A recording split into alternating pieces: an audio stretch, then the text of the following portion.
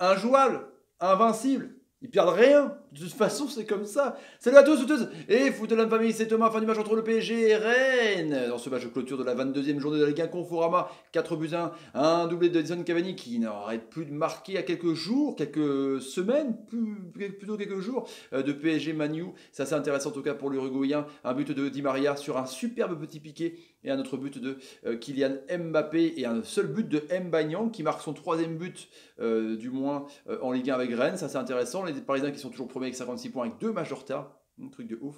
Et les Rennais qui sont donc 10e avec 30 points. Il rentre un petit peu dans le rang. Première défaite en championnat. Deuxième défaite en championnat pardon, pour les hommes de Julien Stéphan.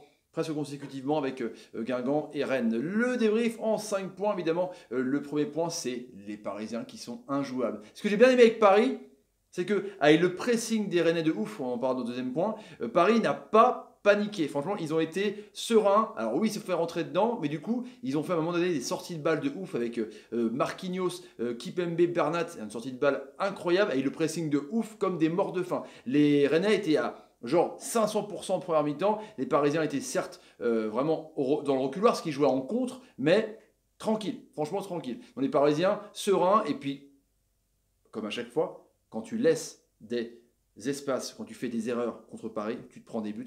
Et c'est ce qui s'est passé parce qu'ils ont craqué en 11 minutes avec Mbappé, Cavani et Di Maria. Donc franchement, les Parisiens, encore une fois, sereins, sûrs de leur force, sûrs de leur relance. Ils font leur jeu malgré un milieu de terrain revisité avec Draxler et Alves. Ou Marquinhos a pivoté un peu pas mal de fois. Mais en tout cas, c'est intéressant, la sérénité à l'approche de Manchester United. Deuxième point, c'est les Rennais qui ont été pour moi, en première mi-temps du moins, une des meilleures équipes dans le rendement et dans le pressing. Ils ont été tout le temps sur les joueurs, tout le temps sur le porteur de ballon, tout le temps coupé les trajectoires. Ils étaient en train de quadriller parfaitement le terrain dans les relances de Buffon et compagnie. C'était assez intéressant franchement. Et même s'ils ont pris un but très très tôt avec donc le but de Cavani sur une tête, ils n'ont même pas reculé. Des Bourigeaud, des André, des Grenier en rôle de régista, c'est intéressant. Ils ont vraiment produit une première mi-temps de grande qualité.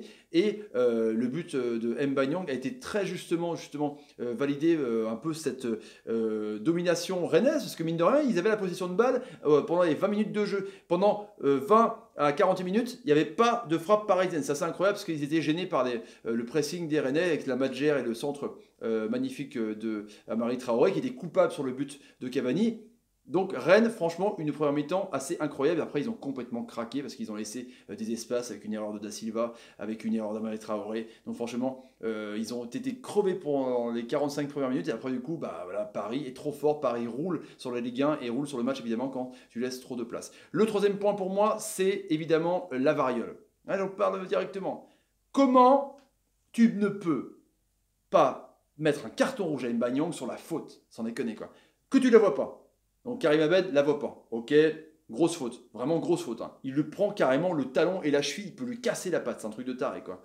Donc, Kerrer est à terre très logiquement. La teuté d'M'Banyang, ça veut dire en gros, j'ai peut-être prendre un rouge parce qu'il y a la variole, tu vois. Donc, il met un jaune, Karim Abed, là tu te dis, ok d'accord, il a fait une erreur parce qu'il n'a pas vu les images, donc il n'était pas au fait du tacle, mais il y a erreur manifeste du quart régie. Hop, il va voir la vidéo. Il regarde les images, il voit le tacle dégueulasse d'M'Banyang devant lui. Mais si Kerrer a la jambe la plus tendue, il peut lui péter la jambe, quoi, la guibole. Ce truc de fou, quoi. Et il met pas carton rouge. Ça sert, mais à Walou, la variole. Ça sert à Walou. C'est vraiment, mais honteux.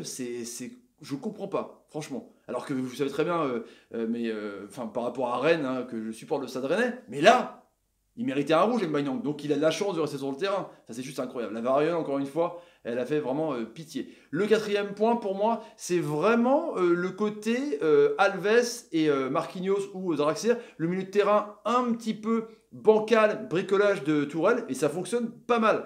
En Ligue 1, attention, c'est suffisant en Ligue 1. Draxler fait vraiment un très bon match au milieu de terrain, même s'il est des fois exilé à gauche, à droite, avec l'évolution de Marquinhos, défense à 3 ou milieu de terrain. En tout cas, on voit que Paredes c'est encore en stand-by parce qu'il n'y a pas la validation en montage financier pour Paris par rapport au fair play financier. Mais on voit que le milieu de terrain contre Manu, ça sera, je pense, il cherche à savoir hein, entre Marquinhos et Draxler ou Dani Alves. En tout cas, on voit que le milieu de terrain où il manque Rabiot qui est au quart plat, où il manque Verratti qui est blessé, Neymar bon, qui est blessé, ça c'est autre chose pour les attaquants, mais en tout cas on voit que franchement, les Parisiens, Tourelle est vraiment au fait, il connaît ses joueurs, il connaît son système, c'est assez intéressant, le milieu de terrain un petit peu bricolé en tout cas. Le cinquième point pour moi, donc c'est le renouveau un petit peu Montpellier qui était un petit peu en panne, qui reprend un petit peu son rythme avec donc ce 2-0 contre Caen, c'est assez intéressant avec Baïs qui a été malheureux sur les 2 buts, mine de rien, l'ancien Bordelais et le joueur de Malaga. Donc Montpellier repart et qu'elle un petit peu, et Lyon confirme 1-0 avec ce coup de casque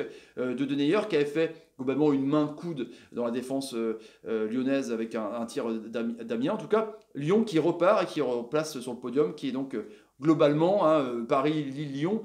Normalement, ça devrait être ça, une photo finish à la fin en tout cas. Voilà les amis, je vous dis à demain pour Radio Libre Foot, évidemment, Radio Libre Foot à 21h en direct. Inscrivez-vous sur le Discord juste en dessous et mettez des pouces sur la vidéo ou mettez une petite passe quand Thiago Silva fait une super passe pour Di Maria. C'était magnifique, passe de quarterback. Je vous dis amis, salut et salut. Paris, une erreur, un but. 2 erreurs, 2 buts. 3 erreurs, 4 buts. 4 erreurs, 5 buts. Ciao les amis, salut.